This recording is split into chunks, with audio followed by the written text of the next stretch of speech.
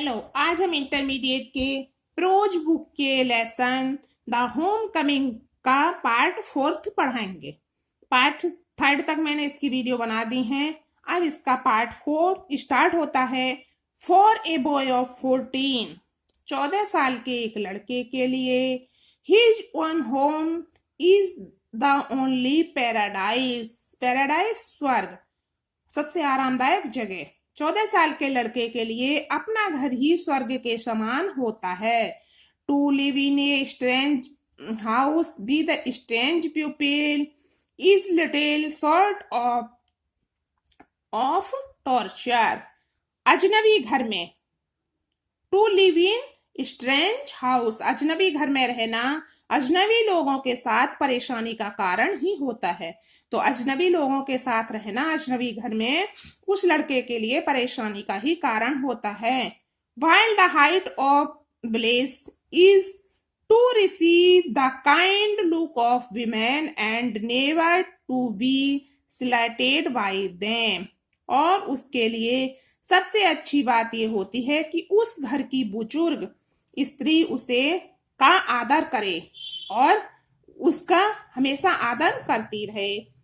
It was ambiguous to Pathik to be the unwelcome guest in his aunt's house, despised by this elderly woman. This was ambiguous. ambiguous परेशानी करने वाला था। To पथिक, पथिक के लिए ये परेशानी का कारण था।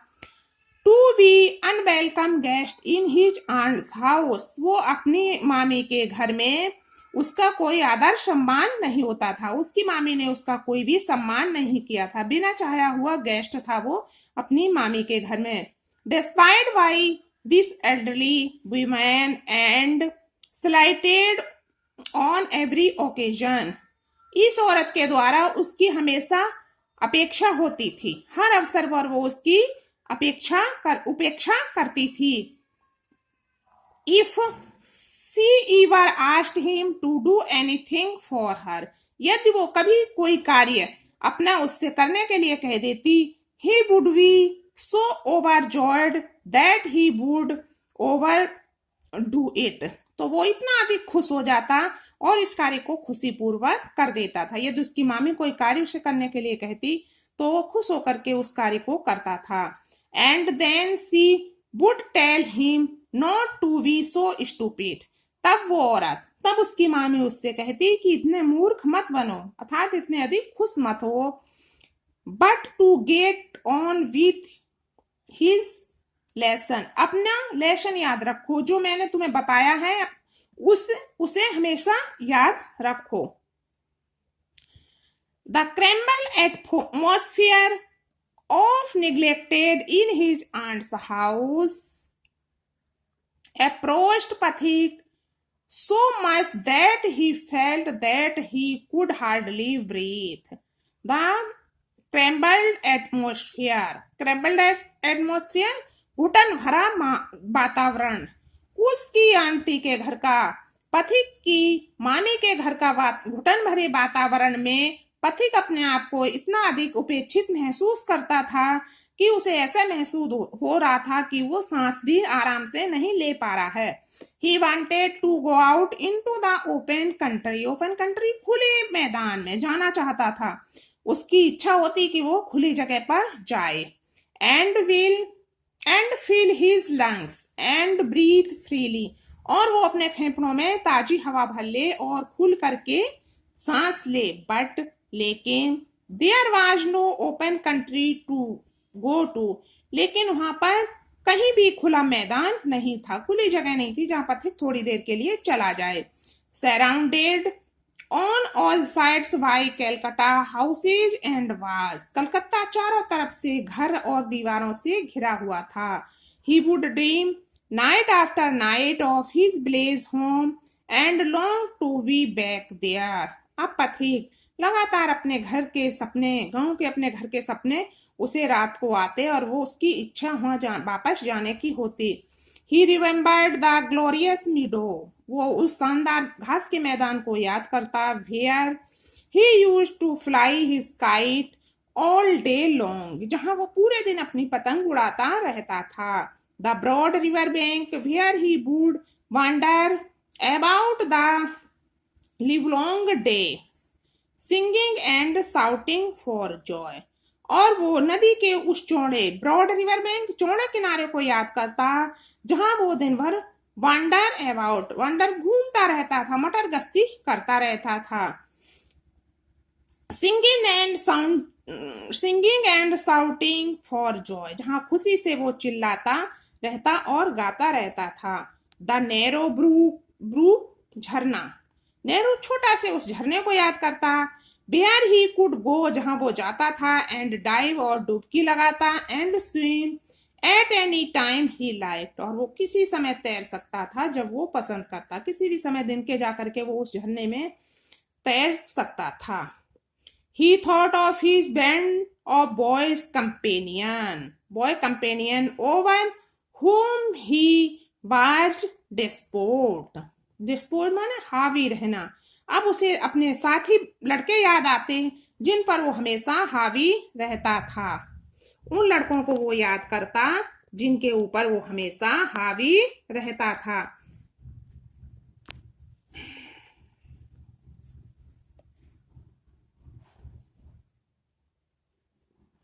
एंड एबव ऑल, और इन सब के बाद, the memory of that tyrant mother of his, tyrant जालिम, और इन सब के बाद उसे अपनी उस जालिम माँ की भी याद आती थी। Who had a produce against him, produce ईर्ष्या, जो उससे हमेशा ईर्ष्या करती थी, कभी भी उसे बच्चे की तरह प्रेम नहीं करती थी। Occupied him day and night, उसे हमेशा परेशान करती थी। A kind of physical like that of animals, पशुओं की तरह शारीरिक प्रेम उसे अपनी माँ का याद आता। A longing to be in the presence of one who is loved, और वो ऐसे लोगों में रहना चाहता था जहां उसे कोई प्रेम करे। An expression wistfulness during absence, उसकी अनुपस्थिति में बार बार उसे अपनी माँ की याद आती थी। A silent cry of the inmost heart for the mother, उसी माँ के लिए अब उसके अंतर्मन से एक आवाज निकलती थी, माँ के लिए वो बहुत अधिक तड़पता था। Like the lowing cough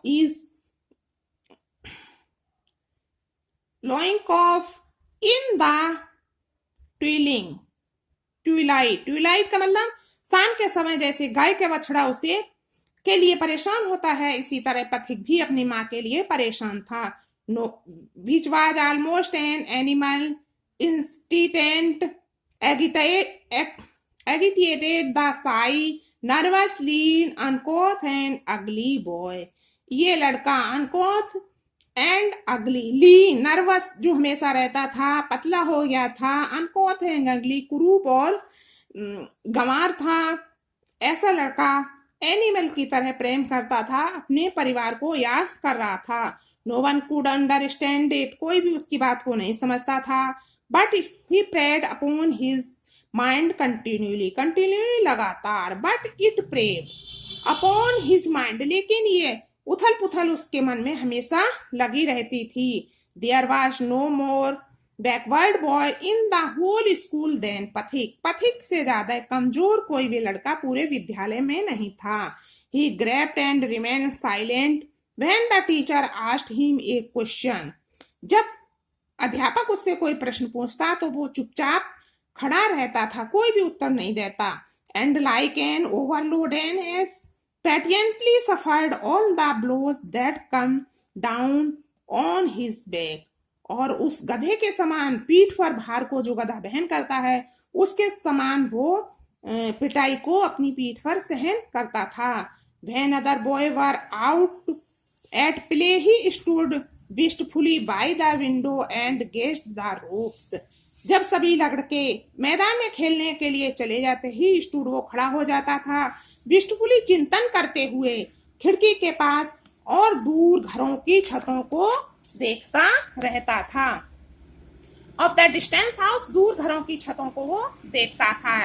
and if by chance he aspired children playing on the open terrace of any roof, और जब वो खुले हुए किसी भी छत के खुले भाग पर किसी बच्चे को खेलता हुआ देखता, his heart would S with longing, तो उसके हृदय में भी खेलने के इच्छा जागृत हो जाती, खुले में खेलने की इच्छा जागृत हो जाती।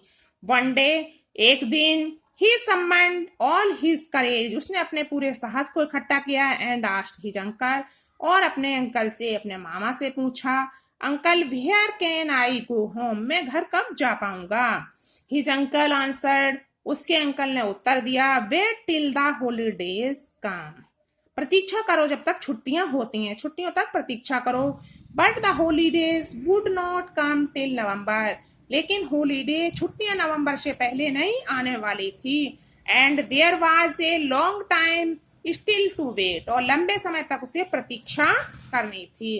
वन डे, एक दिन, पथिक लॉस्ट हिज लेसन बुक, पथिक की किताब खो गई। Even with the help of book he had found it very difficult indeed to prepare his lesson, यद्यपि किताब होते हुए भी उसे बहुत अधिक परेशानी होती थी अपने पाठ को याद करने में। नाउ इट वॉज इम्पॉसिबल, और ये तो असंभव था कि वो पाठ याद कर ले, क्योंकि उसके पास किताब नहीं थी। Day after day the teacher would cane with unmercifully, प्रतिदिन अध्यापक उसको बहुत निर्दयता के साथ बेंतों से पीटता था। His condition became so objectively miserable, दयनीय, उसकी स्थिति बहुत अधिक दयनीय हो गई थी। That even his cousin were ashamed to warn him, कि उसके ममेरे भाई भी उसके साथ रहने में शर्म महसूस करते थे। They began to